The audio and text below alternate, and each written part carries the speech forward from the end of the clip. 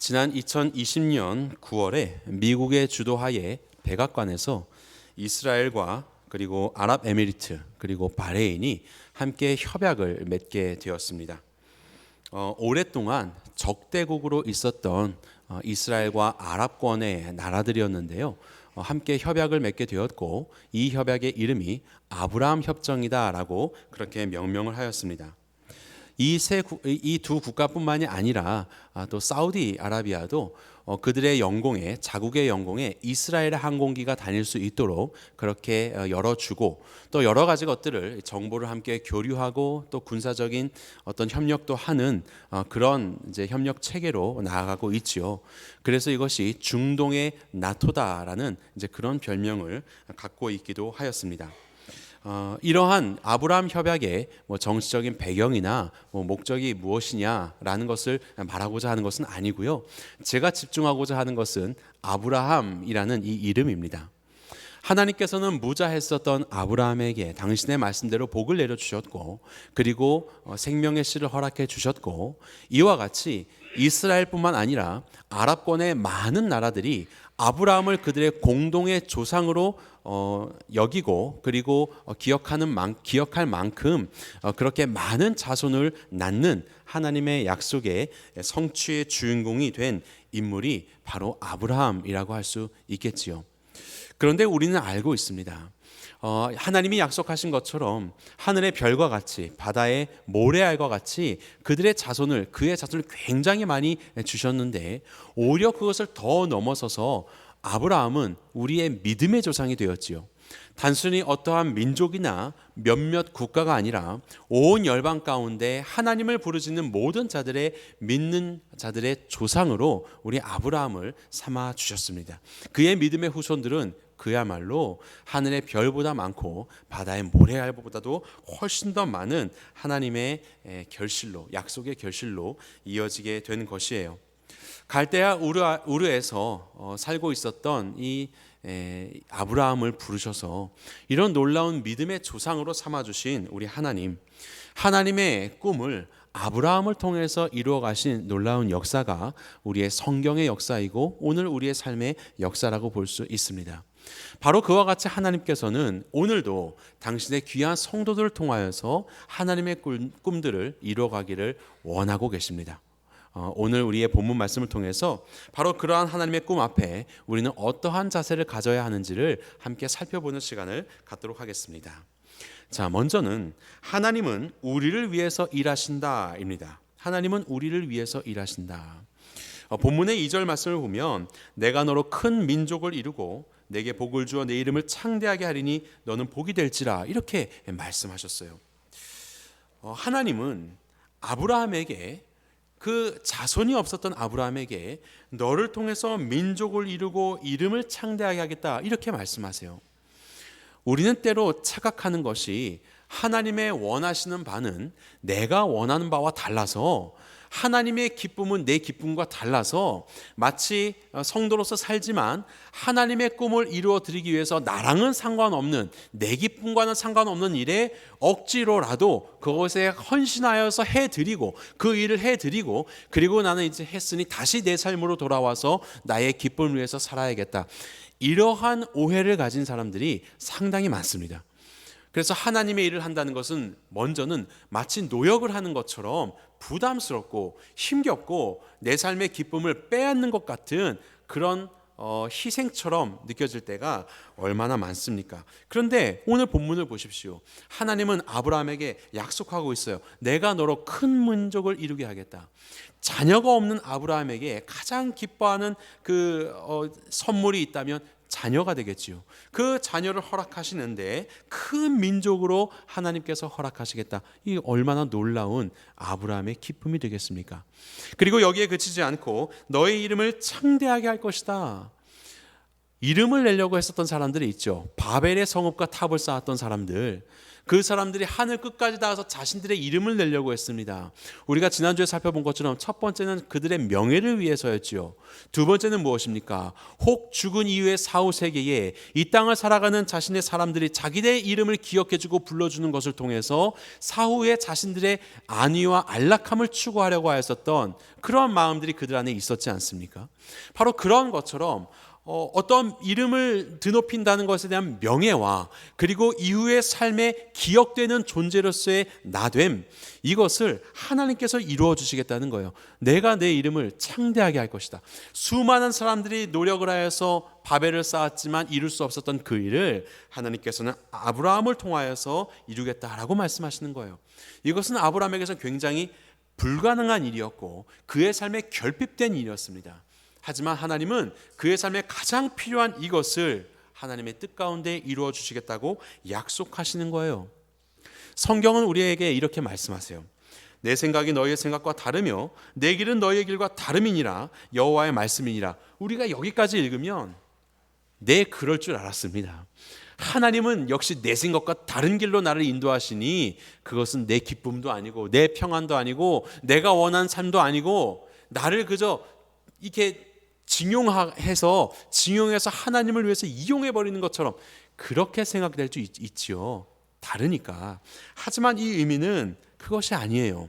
하나님의 말씀은 무엇이에요? 하늘이 땅보다 높음같이 내 길은 너희의 길보다 높으며 내 생각은 너희의 생각보다 높음이니라. 하나님이 말씀하시는 다름이라는 것은 단순히 다른 길을 의미하는 것만이 아니지요. 우리가 생각했던 기쁨과 내가 생각했던 삶의 평안과 진정한 의미를 더욱더 높은 차원으로 끌어오르시는 이 높이와 깊이가 있는 하나님의 인도하심인 것이에요. 그래서 이전에 내가 생각할 수도 없었던 그 기쁨을 하나님은 아시잖아요. 그래서 그 하나님이 나에게 그 기쁨의 길로 허락하시며 인도하시는 것, 이것이 바로 하나님의 꿈이라고 볼 수 있어요. 아브라함 편에서 보겠습니다. 아브라함은 무자했습니다. 자녀가 없었습니다. 그런데 하나님이 자녀를 주신다고 하셨어요. 그런데 그 자녀가 민족이라고 말씀하고 있죠. 당시에 고대 메소포타미아의 지역에서는 가족신이라는 것이 굉장히 많이 이렇게 유행이 되었습니다.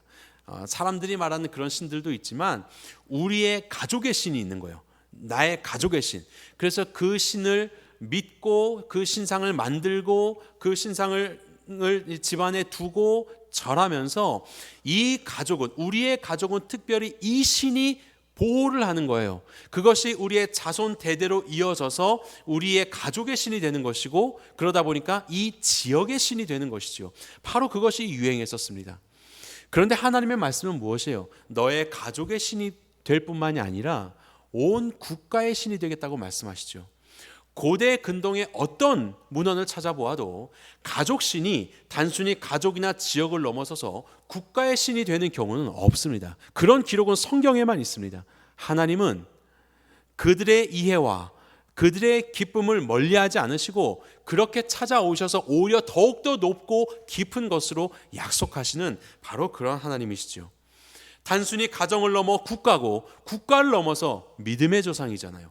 열방으로 퍼져나가는 이 놀라운 너비, 그 높이로는요, 단순히 이 땅을 살아가면서 혈육의 사람들을 만들어내는 것이 아니라 온 이 인류의 사람들이 예수 그리스도를 믿어 아브라함의 자손인 예수 그리스도를 통하여서 구원을 얻게 되고 영원에 있다는 삶을 살게 되는, 영생을 얻게 되는 일로, 영원의 일들로 아브라함의 자손들을 인도하시지 않습니까?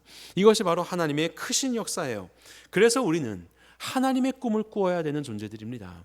단순히 사람 아니고요, 하나님의 꿈을 꾸어야 되는 거예요. 하나님은요, 이렇게 말씀하세요.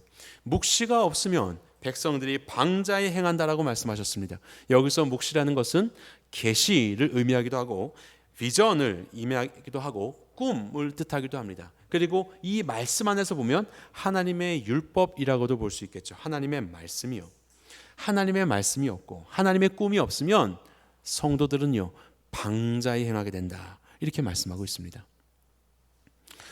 아유, 내 나이가 이제 은퇴할 때인데 무슨 꿈을 꾼다고 말씀합니까? 있던 것도 정리하고 가만히 있어야 되는 때 아닙니까?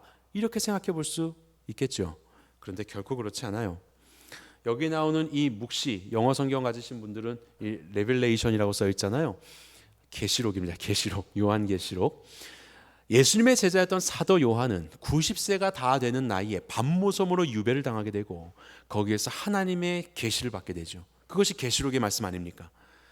그 노구의 나이에 하나님으로부터 말씀을 듣게 되고 환상을 보게 되고 그리고 유배가 끝난 다음에 에베소로 돌아가서 죽는 날까지 이르러서 하나님의 백성들을 성도들을 계속해서 가르치는 일을 감당하며 그의 삶을 다하였습니다. 90이 넘는 그 나이에서요. 우리가 아는 믿음의 선진들은 어떻습니까? 세상에서 말하는 시간표를 따르며 살았나요? 그렇지 않습니다. 하나님이 허락하시는 그 인생 속에서 계속해서 하나님의 꿈을 꾸고 그 삶에 허락하시는 그 모든 여력에 따라서 그 일들을 감당하셨던 것이 우리의 믿음의 선진들 아니에요? 얼마 전에 우리 김정훈 목사님이 오셔서 수요일 때 예배 말씀을 전해주셨습니다. 김정훈 목사님은 김동면 목사님께서 병상에 계실 때에 말씀을 가르쳤던 목사님이시죠. 그분을 가르치기 위해서 김동면 목사님은 치료를 계속하셨고 그리고 가르침이 끝나자 이제 치료를 그치고 하나님 품에 안기게 되셨습니다. 그 노 목사님께서 하나님 품에 안기게 될 때까지 하셨던 일은 뭐예요? 세상 일을 정리하는 것? 가만히 쉬는 것? 아니요. 하나님의 꿈을 가지고 하나님이 허락하신 그 영혼들에게 하나님의 꿈을 증거하는 삶. 이 삶을 사신 것이 우리의 믿음의 선배들의 모습 아니겠습니까? 우리들도 하나님의 꿈을 가져야 하는 거예요. 하나님이 나를 통해서 무엇을 이루기를 원하시는지를 우리는 이것을 발견하기 위해서 말씀 가운데 나아가야 하고 기도 가운데 나아가야 하는 것이에요. 도대체 죽었다 깨나도 하나님이 나에게 뭘 원하시는지 모르겠다 하시는 분들 계십니까? 하나님의 말씀에 써 있습니다. 하나님이 우리에게 무엇을 원하시나요? 하나님을 사랑하고 이웃을 내 몸과 같이 사랑하라고 말씀하셨어요. 항상 기뻐하고 쉬지 말고 기도하고 범사에 감사하는 삶을 말씀하셨습니다. 가난하고 줄이고 헐벗은 자들을 돌아보라는 그런 삶을 말씀하셨잖아요. 오리를 가자고 하면 심리까지도 가주어라 이렇게 말씀하셨습니다. 악으로 악을 갚지 말고 선으로 악을 이겨라. 선을 행하되 낙심하지 않으면 포기하지 않고 하나님의 때를 기다려야 한다. 이런 말씀을 우리 가운데 주시지 않으셨습니까? 이것이 우리를 통해서 하나님께서 이루고자 하시는 성도의 삶의 모습이요 하나님의 꿈의 모습일 것입니다. 하나님은요 저와 여러분들 정말로 사랑하세요. 그리고 우리를 너무나도 잘 아세요. 그리고 하나님은 우리를 위해서 일하시기를 원하세요. 정말로 기쁨을 누리기 위해서 하나님 안에서 이 존재의 기쁨을 누리기 위해서 하나님은 오늘도 저와 여러분들에게 하나님의 꿈을 주시면서 그 꿈을 실현하는 삶으로 저와 여러분들을 부르고 계십니다. 자, 두 번째로 우리가 가져야 할 태도가 있습니다. 그것은 무엇이냐면 하나님은 떠날 때에 일하신다입니다. 본문의 1절 보니까 여호와께서 아브라함에게 이르시되 너는 너의 고향과 친척과 아버지의 집을 떠나 내가 내게 보여줄 땅으로 가라 이렇게 말씀하세요. 떠나라고 말씀을 하시죠. 우리 등산하시는 분들은 잘 아시겠지만요. 등산할 때 안내도가 있어요. 안내도. 그러면 안내도에서 가장 먼저 뭘 봐야 됩니까? 가장 먼저 뭘 보세요? 네. 하나 힌트를 드리겠습니다. 그 안내도에 많은 것들이 표기가 되어 있는데 제일 중요하기 때문에 빨간 글씨로 별표까지 치면서 표기된 것이 있습니다. 그게 뭐죠? 네, 현 위치예요. 목적도 중요합니다. 수많은 목적지가 있지만 목적지도 중요하지만 가장 중요한 것은 지금 내가 어디에 있는가예요. 다시 말하면 내가 어디에 있어서 어떻게 떠나야 하는가, 이 자리가 무엇인가, 이것이 정말로 중요한 것이에요. 하나님이 아브라함을 부르실 때도요, 하나님은 말씀하셨습니다. 가나안 땅으로 가라. 그럼 도대체 가나안 땅 어디로 가라는 겁니까? 어떤 길을 통해서 가라는 겁니까? 어떤 식으로 해야 된다는 겁니까? 아무것도 몰라요. 그저 가나안이라는 그냥 그 목표 하나만 가지고 이제 우르에서 떠나서 갔어요. 그런데 하나님이 오늘 본문에서도 지속적으로 말씀하시는 거는요, 어디로 가라가 중요한 것이 아닙니다. 어디에서부터 어디로 것으로부터 떠나야 하는지를 강조해서 말씀하고 있어요. 너는 고향에서 떠나야 해. 내 친척들에게서 떠나야 해. 너는 너의 아버지의 집에서부터 떠나야 해. 라고 어디로 어디에서부터 떠나야 하는지를 오히려 가는 목적지보다 더 분명하게 말씀하고 있습니다. 떠날 때에 하나님은 일하실 수 있기 때문에 그런 거예요. 지도를 볼까요? 하나님은 아브라함이 여기 우르, 갈대아 지방 우르에서 살고 있었습니다. 여기서부터 이제 아브라함의 여정을 보면 이제 하란으로 가게 돼요. 그래서 우르에서 아브라함의 아버지인 데라와 또 아브라함의 그 가족들이 하란으로 가게 되죠. 그리고 이 하란에서 우리 창세기 11장 마지막에 보게 되면 이제 데라가 죽게 됩니다. 그리고 여기에서 이제 가나안 땅으로, 여기가 가나안 땅이에요. 이쪽으로의 여정이 이제 시작되는 것이 창세기 12장의 시작입니다.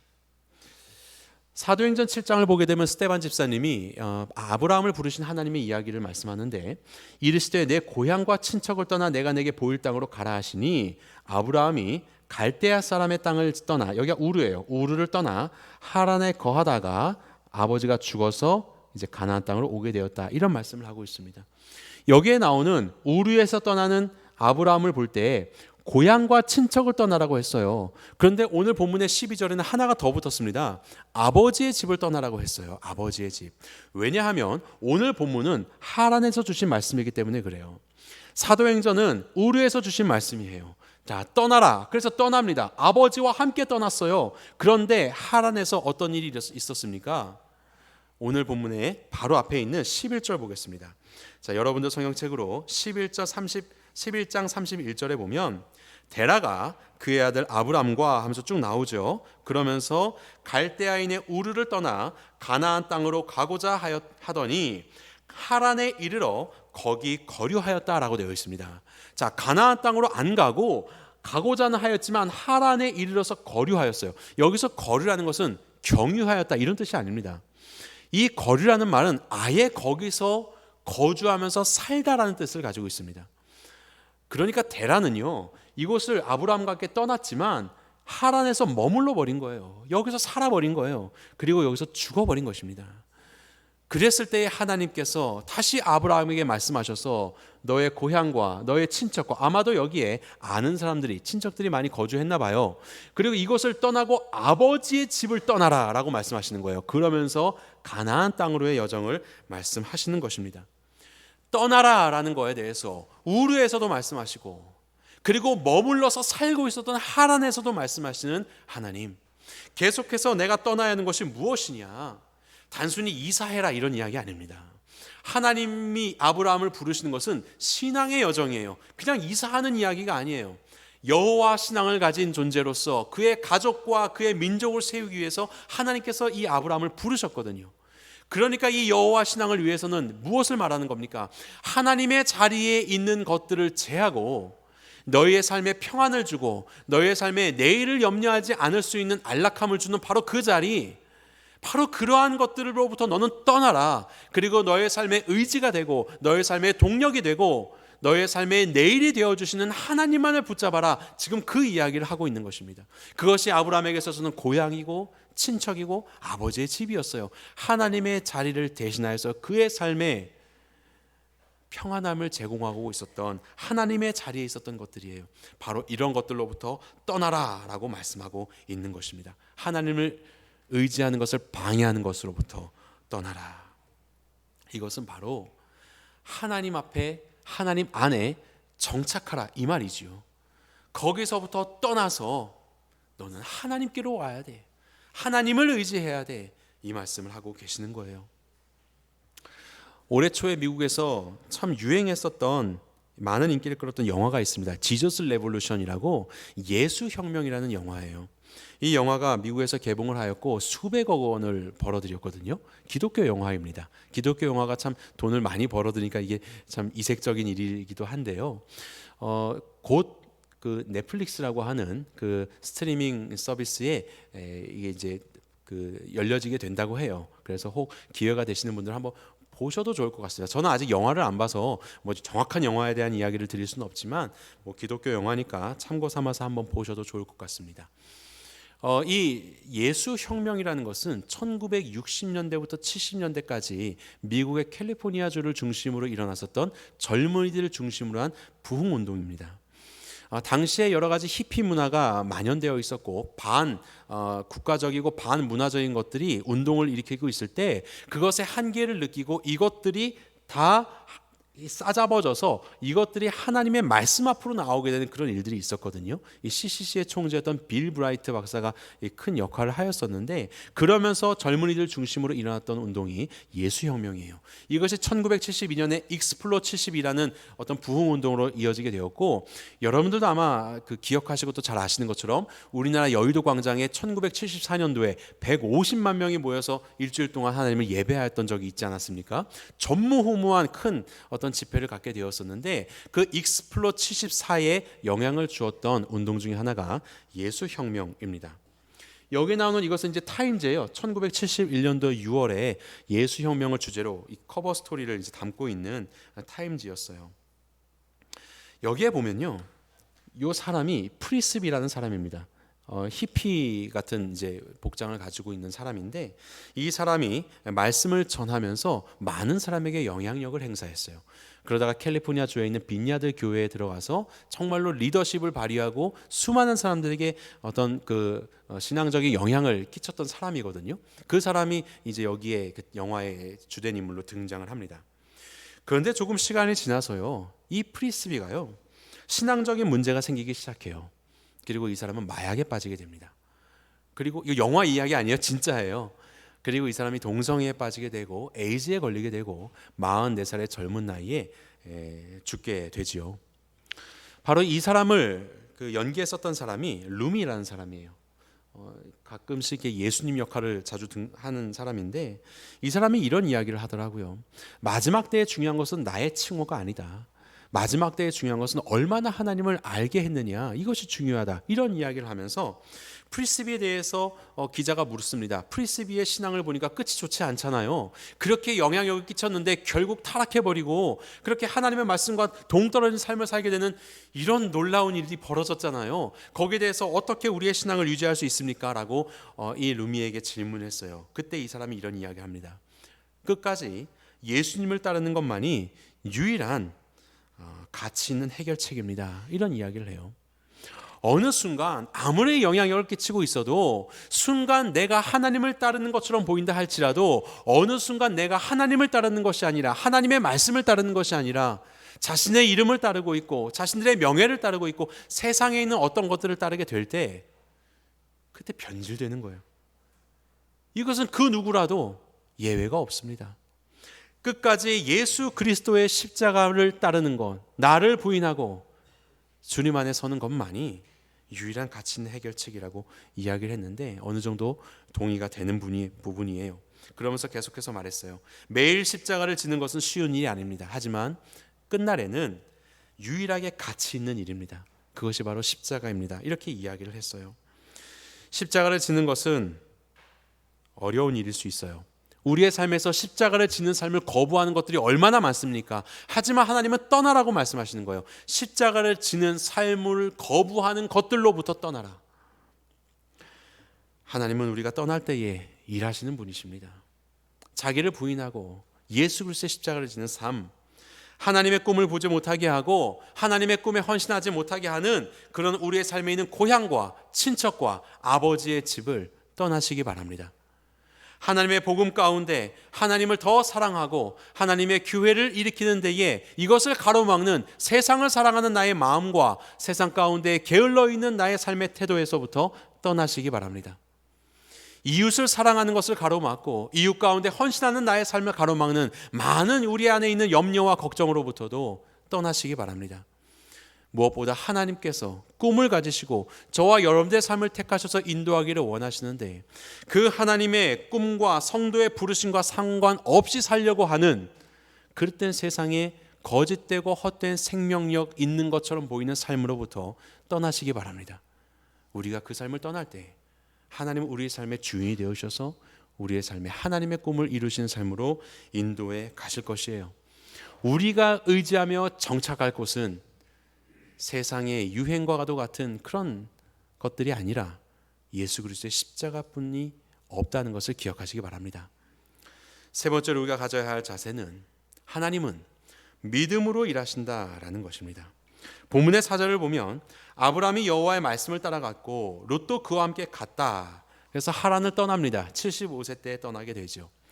참 보면요, 어떻게 이 75세의 나이에 떠날 수 있게 되었을까? 참 대단한 결정이라고 볼 수 있는데, 여기 우르에서 하란까지가 700마일이라고 합니다. 이거 대충 계산해 보니까 1100km가 조금 넘어요. 1100km.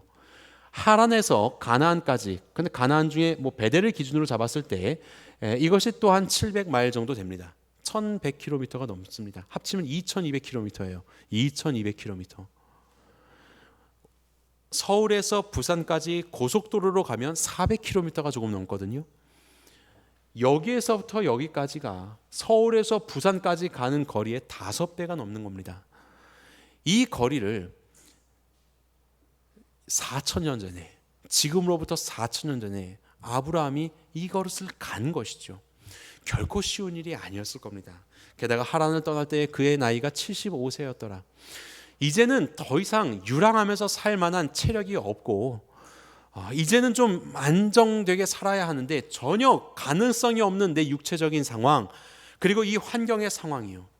하나님이 가나안은 말씀하셨지만 도대체 가나안 어디로 가라는 것인지, 어떤 길로 가라는 것인지, 도중에 무슨 일이 있는지 전혀 가늠할 수도 없는 그런 상황들, 이런 상황 속에서 이것은 가능성이 없는 일이지 않습니까? 그런데 바로 그런 가능성이 없는 일이지만 하나님은 가능성으로 일하지 않으시고 믿음을 통하여서 일하신다는 것을 우리에게 보여주고 있는 거예요. 아브라함의 선택은 옳았습니다. 그는 진짜 가능성이 없는 선택이었거든요. 하지만 그의 믿음의 선택은 옳았습니다. 우리가 어떻게 알아요? 성경에 써 있거든요. 그의 삶은 옳았어요. 그래서 오늘날 우리가 존재하는 건 아니겠습니까? 때로는 우리의 성도의 삶에 내 삶에 기적은 없어요. 그냥 나는 일반적이고 평범한 신앙인이에요. 그런 삶만 살았어요. 이렇게 이야기하시는 분들이 계시죠. 물론 일반적이고 평범한 삶을 산다는 것도 기적이지요. 그것도 참 귀한 삶입니다. 하지만 때로는요, 우리가 가능성이라는 것에 갇혀서 하나님이 원하시는 꿈과 하나님이 원하시는 길을 거부했었던 것 아닌가요? 하나님은 분명히 무엇인가를 말씀하고 계시는데 그 한 발 떼는 것이 내 생각에는 도저히 이것이 계산이 되지 않아서 머물러 있다 보니까, 가능성 안에 내가 머물러 있다 보니까 결국 하나님이 이루시는 그 놀라운 일들을 경험하지 못하게 되는 경우가 있는 것 아닙니까? 우리의 삶을 돌아보아야 할 것이에요.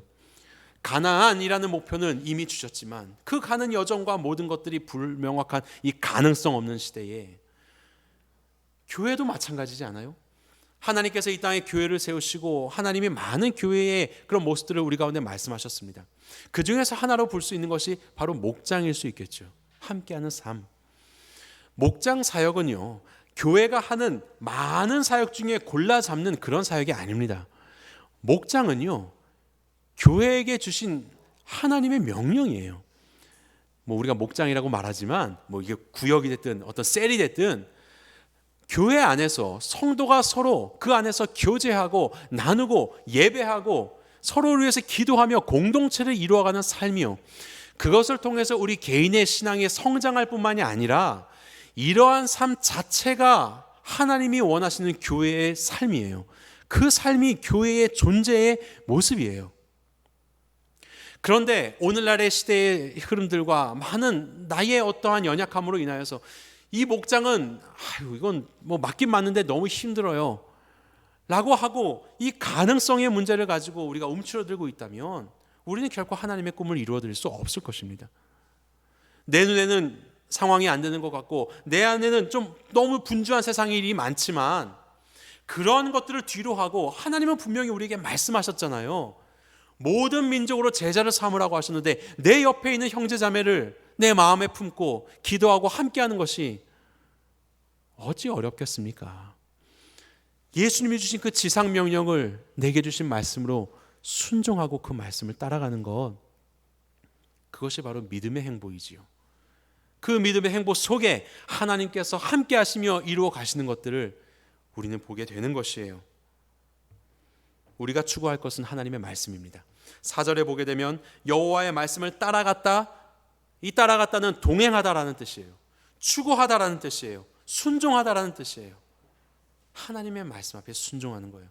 가능성 앞에 순종하는 것 아니고 하나님의 말씀 앞에 순종하는 삶, 바로 그러한 삶을 살아가는 것이 하나님이 우리를 부르신 삶의 모습입니다.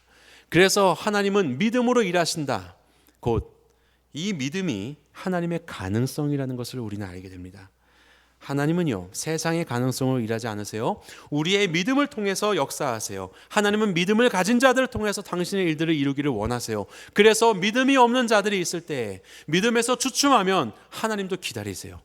하나님도 일하지 않고 기다리세요.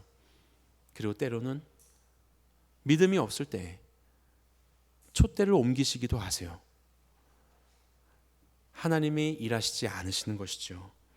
그래서 우리는 기억해야 돼요. 우리의 믿음은 하나님의 가능성입니다. 우리가 믿고 순종하며 나아갈 때 하나님의 일들이 우리의 삶을 통해서 이루어진다는 사실을 기억하시기 바랍니다. 우리 결론에 보면 스텝 바이 스텝이라고 적어 놓았는데요, 한 걸음씩입니다. 하나님께서 아브라함에게 이 말씀을 하실 때 보면 아담에게 명령하시고 또 노아에게 명령하시는 걸 보면 생육하고 번성하여 땅에 충만하라, 땅을 정복하라 명령하시잖아요. 그런데 아브라함에게는 좀 다른 말씀을 하세요. 생육하고 번성하는 건 내가 할게, 이런 이야기 하시는 거예요. 생육하고 번성하는 거, 그건 내가 할게. 너를 저주하는 자 내가 저주할 거야. 너를 축복하는 자 내가 복을 줄 거야. 내가 너를 생육하고 번성하게 할 거야. 내가 이것을 할 거야 라고, 그렇게 실패했었던 이 하나님의 꿈을 이제는 하나님께서 당신이 주체가 되어서 아브라함을 통해서 내가 이룰 거라고 말씀하세요. 그러면서 무엇을 요구하시는 거예요? 너는 한 걸음만 떼면 돼. 너는 한 걸음만 나의 말씀을 쫓아서 순종하면 돼. 그렇게 한 걸음 한 걸음씩 나와 함께 나를 의지하면서 가면 돼. 그럼 나는 너를 통해서 내 일을 이룰 거야. 내가 너의 가정과 너의 후손과 너의 사회와 이 민족과 열방 가운데 복이 되게 할 거야. 하나님의 말씀입니다. 하나님의 꿈입니다. 이 하나님의 꿈 앞에 우리가 순종함으로, 믿음으로 결단함으로, 하나님이 아닌 다른 것들로부터 떠남으로 귀하게 쓰임받는 우리 모든 성도님들과 우리 교회가 되기를 주님의 이름으로 축원합니다.